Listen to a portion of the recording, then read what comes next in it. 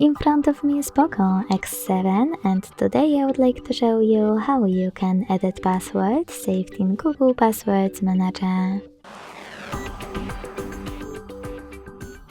Begin by opening Settings and scrolling to hit Google. Now tap on All Services, scroll to choose Autofill with Google and select Google Password Manager. Now click on a password you wish to edit, enter your screen lock and tap on Edit button. Then change whatever you want to. When you finish, hit Save at the top right corner. Thanks so much for watching. If you enjoyed this video, leave a like, comment and subscribe. Bye!